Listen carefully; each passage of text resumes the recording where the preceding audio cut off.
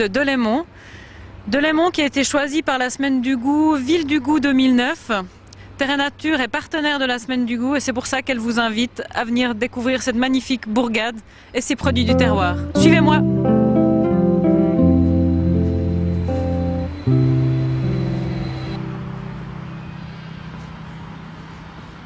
Alors nous voilà à la première étape de notre périple. Nous sommes sur le pont de la Maltière. C'est un pont, comme vous le voyez, en dos d'âne, qui a été construit en pierre de taille au XVe siècle.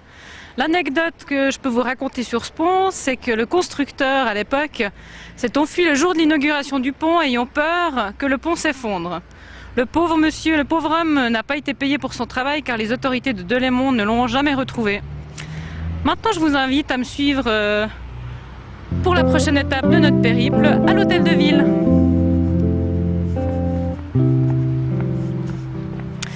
Alors nous voilà maintenant arrivés à l'hôtel de ville de Delémont, qui se trouve sur une place qui était anciennement une place de marché, une place de fête. Et sur cette place, on retrouve un arbre qui est appelé l'arbre de la liberté, qui a été planté pour la première fois en 1792 lors de la Révolution française. On y retrouve également aussi une fontaine du XVIe siècle, qui est la fontaine de la Vierge. Voilà, rendez-vous à la prochaine étape. Nous voici maintenant derrière l'église Saint-Marcel, une église qui date du XVIIIe siècle, qui a été construite suite à la démolition d'une église gothique. Nous retrouvons dans cette église, dans son carillon, une cloche qui date du XIVe siècle, qui appartenait à l'abbaye de Moutier-Grandval. Suivez-moi jusqu'à la prochaine étape.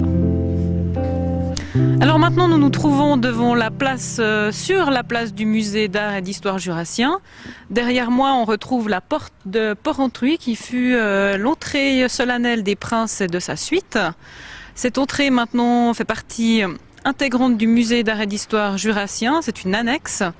Et là on découvre sur cette place également une des 5 fontaines emblématiques de Delémont qui est la fontaine du Sauvage, avec son sauvage dessus. Je vous invite maintenant à me suivre dans la ruelle du Cheval Blanc, qui est par ici.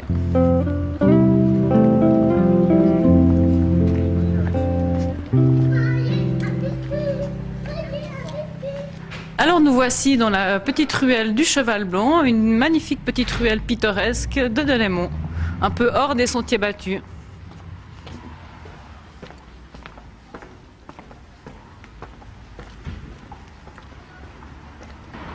Nous nous trouvons maintenant au nord de la ville, pour les amoureux des anciennes bâtisses. Voilà derrière moi la maison Vicat, reconstruite en 1600 par une famille, par la famille Vicat bien sûr. Et devant moi l'ancienne hospice de Delémont. Cette bâtisse a été construite au XVIIe siècle. Elle a d'abord été jugée trop luxueuse pour accueillir des malades. Donc elle a fonctionné pour des religieuses ursulines ont été installées ici, avec leur couvent et une école pour filles. 150 ans plus tard seulement, le premier malade a pu être accueilli dans cet ancien hospice et a fonctionné comme hôpital. Suivez-moi pour la suite.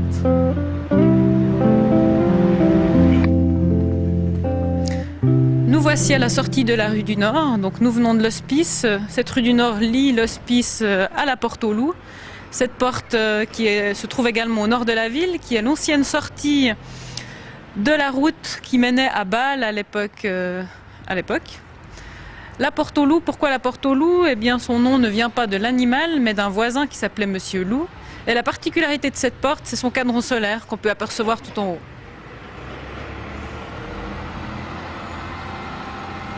Après avoir repris l'après-midi pour sillonner les rues de Delémont, nous avons pris un peu de hauteur pour vous faire découvrir ce point de vue de la ville de Delémont. Il vous suffit de prendre la route du Fort-Bourg et vous allez vous trouver dans un endroit de nature magnifique où il y a pléthore de chemins pédestres à découvrir. Alors je vous invite à monter au Jura et ne manquez surtout pas ces petits chemins et évidemment la ville de Delémont. À bientôt!